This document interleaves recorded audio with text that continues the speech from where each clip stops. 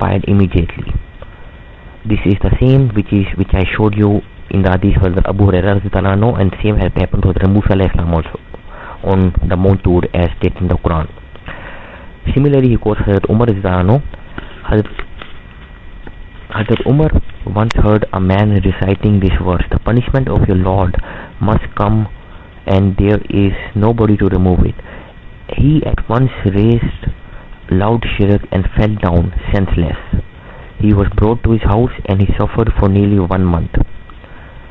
So Hazrat Umar also went into ecstasy, according to Imam Ghazali chapter of ecstasy from his ayah which he is quoting. Then he further states, Hazrat Abu Zar once heard a verse recited by Saleh Marid and raised a shriek and then breathed his last. Then he quote Imam Shafi Rahmatullah alayh, who is the founder of the Shafi Mazhab, that once heard a Qazi reciting this verse: "It is such a day when they will not talk and they will not be given permission to raise an excuse." At once he fell down unconscious. Then he quotes then he tells about Hazrat Ali bin Fuzail radhiyallahu once heard a man reciting this verse: "Day when the people will stand up before the Lord of the universe." He fell down senseless. This is the condition of the Sufis also. Imam Ghazali later on says, after mentioning Sahabas and Salaf, that this is the condition of the Sufis also. The sage Shibi was praying behind an Imam in Ramazan, and the Imam was reciting, "If I will," now I have moved towards page number 177 of volume number 2 of Ayah. This is the next page. Now I am continuing the same quote from behind.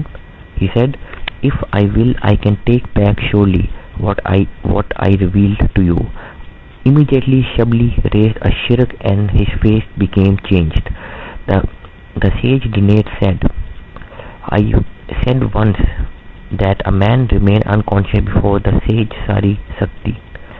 He said to me, 'This man fell senseless on hearing the verses of the Quran.' I said, 'Recite to him the verses again.' When they were recited, he regained consciousness. Shibli said to him, 'Where have you found this?' I said, 'Israel lost his sight owing to the loss of his son and regained it by the raising of his son.' Shibli thought it good and hinted at the poetry recited by Junaid. Then this is the poetry. Then Imam Ghazali Rahmatullah further quotes, a certain sage said, "One night I was reading the verse, 'Every life shall taste the death.' I recited it again and again. Suddenly an unknown voice said to me, 'How long will you read this verse? You have killed thereby 34 jinn who did not raise their heads upwards from their birth till now.' Whenever Hazrat Ibrahim B. Adham heard any man reciting this verse, when the sky will be rent asunder, his limbs trembled till he was restored to his former position." I repeat, Imam Ghazali Rahmatullah words, when the sky will be sundered, his limbs trembled till he was restored to his former position. So his body trembled in ecstasy. Now we will move towards page number, further in the same page. This is the Zoom page which I am showing you, page number 177 of AI. I continue. If the recitation of the verses of the Quran does not cause any effect in mind, he is like a person who hears nothing. Though he is called and said something, he is deaf, dumb and blind.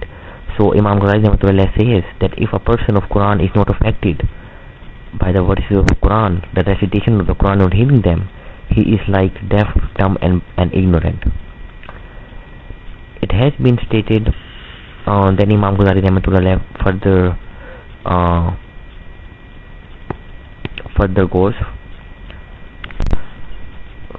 goes that it has been stated that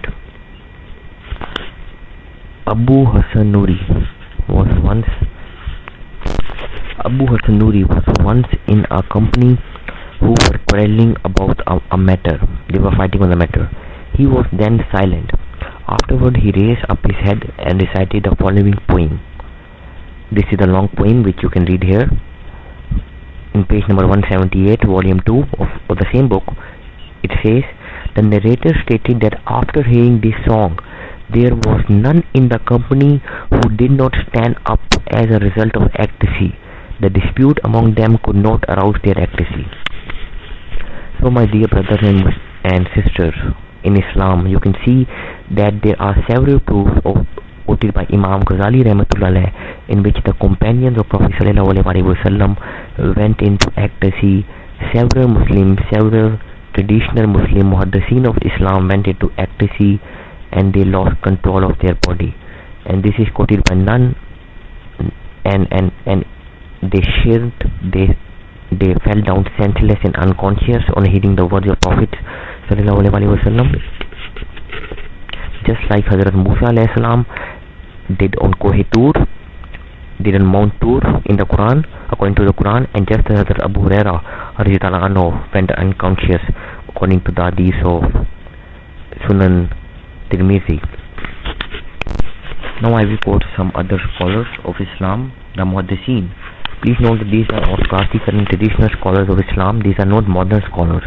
These are the scholars who compiled the books of hadith, who saved Islam at the time of fitna, and the time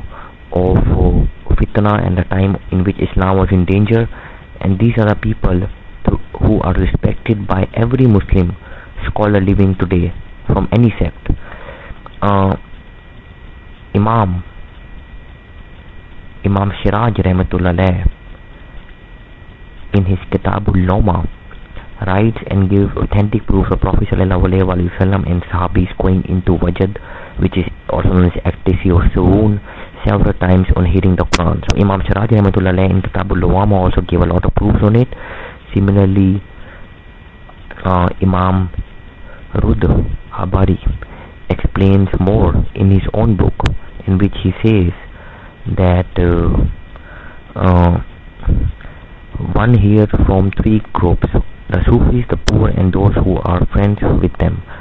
The one who hears the three ways: love by Wajd and by fear. Movement comes by those three things: pleasure, fear, and Wajd.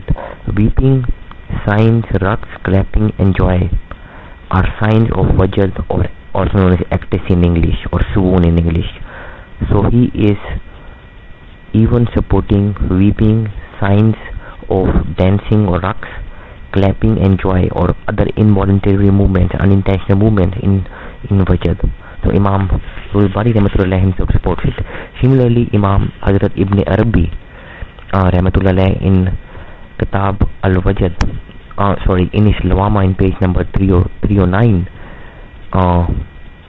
in the topic of ecstasy, in the chapter of ecstasy, says, Wajd is a state that comes upon the heart unexpectedly and annihilate it from witness itself and those present. So even Hazrat Ibn Arabi Rahmatullah Alayh has supported ecstasy, apart from many other classical scholars of Islam. Imam Abu Hussain al-Barak Rahmatullah Alayh said, the way to God is difficult for one who does not come upon it and with overwhelming enthusiasm and passionate desire. Similarly, Hazrat Mujaddid al-Sani Rahmatullah Alayh, who was the Mujaddid of 1000 years in the Indian subcontinent, who saved Islam at the time of fitna, and who was a great Sufi saint himself and belonged to Ahl-Sunnah wal Jamaat, himself said that Wajd on a Muslim, which comes first, is better than a Muslim on whom the Wajd comes first, on whom the ecstasy comes first, is better than a Muslim who later on experiences ecstasy in zikr and all that. So Hazrat Mujaddid al-Sani Rahmatullah in his books also supported Wajd ecstasy or swoon during the time of high